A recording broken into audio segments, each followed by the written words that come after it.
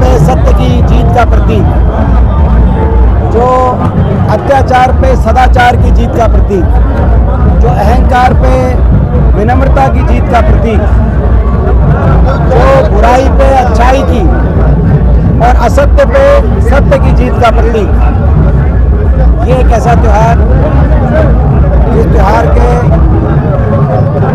पूरे विश्व के लिए एक बहुत बड़ी मायने है, बहुत बड़ा सबक है पूरे विश्व के लिए।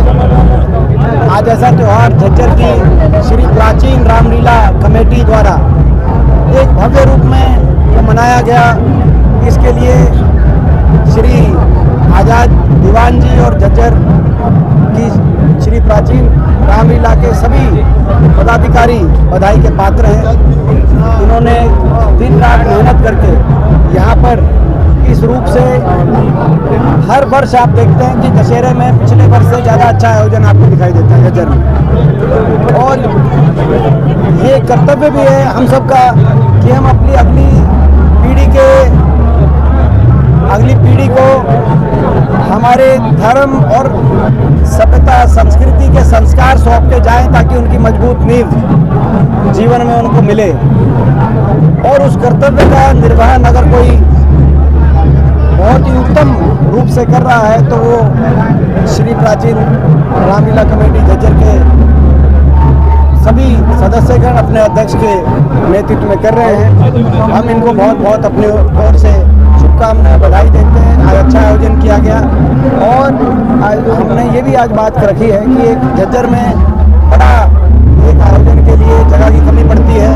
अभी ये सरकार के पास 7 से 8 महीने की सरकार बची। ये 7-8 महीने जो बचे हैं, इन 7-8 महीने में सरकार को ये धर्म का काम रहेगा कि एक अच्छा ग्राउंड किस रूप से जहाँ पे शहर निकल सके, उसका कोई ना कोई प्रावधान में सरकार आगे आए। सरकार करेगी तो हमारे बात से ऊपर उठ के सरकार का धन्यवाद करेंगे कि धर्म का काम है। और नहीं करेगी यदि, तो मैं समझता हूँ कि कहीं ना कहीं आने वाले समय में लोगों के आशीर्वाद से यदि हमें मौका मिला तो हम वो करने का काम करेंगे। इसके साथ साथ इस बार ये भी हमने देखा गया कि पिछले कुछ वर्षों में जो रामलीला का आयोजन किया जा रहा है अलग अलग भिन्न शहरों में, उन पे बहुत भारी टैक्स इस सरकार ने लगाने का काम किया है इनडायरेक्टली।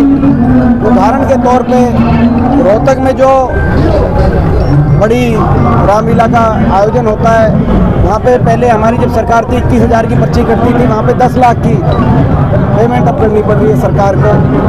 तो ये मैं समझता हूँ कि ऐसे धर्म के कार्य में इस तरह का टैक्स लगाने का काम एक अधर्मी सरकार ही कर सकती है। तो हम ये पूरे हरियाणा में जो रामलीला कमेटियाँ हैं, उनको इस रूप से सरकार द्वारा जो है कहीं ना कहीं उन्होंने इतना बढ़ाकर सरकार उनसे रामलीला के आयोजन के लिए वो खुद भी अपना खर्चा कर रहे हैं और उनके ऊपर इतना जो बोझ डालने का काम सरकार ने किया है। हम ये आह्वान करते हैं कि अगली रामलीला तब तक हरियाणा के अंदर नई सरकार होगी, लोगों के आशीर्वाद से हमें विश्वास है कांग्रेस पार्टी की सरकार होगी, हमारी सरकार होगी। अगली रामलीला और दशहरे में कहीं भी कोई किसी से कोई म्यूनसिपल कमेटी, कॉरपोरेशन, परिषद, हुड्डा, कहीं भी कोई ग्राउंड जिसके अंदर रामलीला का आयोजन हो, तो उसमें कोई किसी रूप से कोई टैक्स नहीं लिया जाएगा। ये हम आह्वान करना चाहते हैं। तो क्या 2024 में सहकारी सरकार का भी होगा? क्योंकि ये अहंकार तो ये एक सबक है, अहंकार तो किसी का नहीं टिका इस सृष्टि में। जो रावण जिनके बारे में कहा जाता है कि वो उनमें बहुत सी शक्तियाँ थी, बुद्धिमत्ता थी, लेकिन उनमें एक त्रुटि थी, वो अहंकार। और वो अहंकार उनका चकनाचूर हुआ। और वो एक मैं समझता हूँ हमारे देश संस्कृति, सभ्यता और धर्म का सबसे बड़ा अगर कोई प्रतीक है कि अहंकार किसी का नहीं टिका इस सृष्टि में, तो आज का पर्व। और ये जो सरकार, ये सरकार को भी अहंकार हो गया, ये अहंकारी सरकार, ये घमंडी सरकार हो गई। मुख्यमंत्री जी के बोल आम नागरिक के लिए जो उनकी जो भाषा है उसमें अहंकार टपकता है। पहले तो 9.5 साल वो चंडीगढ़ छोड़ने को तैयार नहीं हुए। अब जन संवाद कार्यक्रम के माध्यम से मुख्यमंत्री जी जब निकल रहे हैं तो जहाँ भी कोई अगर उनको कोई उनके सामने समक्ष कोई मांग रखे जनता में से, अपनी पीड़ा रखे, तो मुख्यमंत्री जी का जो जवाब होता है वो अहंकार से लबालब होता है। अभी एक महिला ने कहा कि जी हमारी बेरोजगारी देश में सबसे ज़्यादा हो गई, यहाँ पे एक फैक्ट्री लगवाई है। उन्होंने कहा चंद्रयान भेज देते हैं आप। एक महिला ने कहा कि मेरा 22 साल का बच्चा नशे से चला गया सिरसा में, उन्होंने इसको उठा के बाहर फेंकवा। एक नौजवान ने कहा कि किसानों को समस्या है, बोला आप फला पार्टी के दिखाई देते उसकी पिटाई कराओ।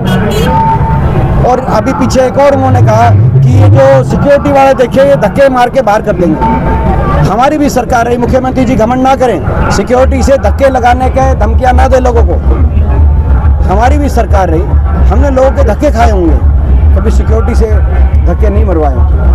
बाकियों की भी सरकार रही देश में। इस तरह का घमंड, इस तरह का अहंकार सातवें आसमान पे, तो मैं समझता हूँ ये भी घमंड ज़्यादा दिन नहीं रुकेगा, ये घमंड भी ज़्यादा दिन नहीं रहेगा। सर आप से मजबूत है, आप सरकार ला सकते हैं, लेकिन क्या परिवारवाद को कांग्रेस के लिए चुनौती मानते हैं आप? जिस तरह बलराम दांगी को आपके सामने भी प्रोजेक्ट किया कर्ण सिंह दांगी ने, कर्ण सिंह दलाल हो जाते हैं, जेपी हो जाते हैं, फूलचंद खुराना हो जाते हैं, डॉक्टर रघुवीर सिंह खाद्यान भी हो सकते हैं। तो क्या परिवारवाद को कांग्रेस के लिए मजबूती वो रास्ते में रोड़ा मानते हैं? क्योंकि आम आदमी पार्टी से ये होता है सर, कोई मोबाइल रिपेयर वाला राजनीति में आ रहा है, कोई बैनर। मैं धन्यवाद करता हूँ चौधरी भूपेंद्र सिंह हुड्डा जी को। उपचुनाव बड़ौदा देख रहा था किसको टिकट दें। एक भालू नामक एक ऐसे किसान के बेटे को, जिनके घर पे एक मोटरसाइकिल थी, गाड़ी या कोई अपना ट्रैक्टर, बलबीर वाल्मीकि जैसे एक ऐसे गरीब के बेटे को, जिनकी मदर एक सफाई कर्मचारी, उनको अगर मौका दिया, और ऐसे ऐसे मैं आपको दर्जनों उदाहरण दे सकता हूँ। तो हरियाणा के अंदर कांग्रेस पार्टी का हम धन्यवाद करते हैं, हुड्डा साहब का धन्यवाद करते हैं। और कांग्रेस पार्टी की हमारा, जहाँ तक कांग्रेस पार्टी की टिकट वितरण की अगर बात है, तो हमारी टिकट वितरण की एक प्रक्रिया है, हमारी राष्ट्रीय पार्टी है। आप देख रहे हैं तीनों चारों स्टेटों में भी प्रक्रिया चल रही है, और उस प्रक्रिया में सबसे महत्वपूर्ण अगर कोई बात है तो जिताऊ कैंडिडेट की बात है। हम हरियाणा में 90 की 90 सीटों में जिताऊ कैंडिडेट, जो लोगों द्वारा स्वीकार्य कैंडिडेट हो, उनकी पारिवारिक पृष्ठभूमि राजनीतिक हो या गैर राजनीतिक हो, वो किसी ऐसे परिवार से आए हो जिन्होंने जो है राजनीति में जनप्रतिनिधि के रूप में लोगों में समय दिया है पहले या नहीं दिया। दोनों कंडीशंस में हर रूप से कांग्रेस पार्टी एक ही चीज़ देख रही है हर स्टेट में। आपने देखा होगा हिमाचल में भी ये देखा गया, कर्नाटक में भी देखा, सर्वे के आधार पर जिताऊ कैंडिडेट 90 की 90 सीटों पे हरियाणा में उतारने का काम कांग्रेस पार्टी करेगी। बिहार में जातीय जनगणना हुई है, उसके बाद डॉक्टर अजीत पवार ने महाराष्ट्र में जातीय जनगणना की बात की, आप क्या कहेंगे? हमारी पार्टी की मांग है, कांग्रेस पार्टी की राष्ट्रीय स्तर पर एक मांग हमारा ये है कि भाई जातीय जनगणना के हम पक्ष में है। देश में किसकी कितनी संख्या है देश के सामने आए, और सभी को हर वर्ग को उनका अधिकार मिले, तो हर वर्ग को अधिकार मिले।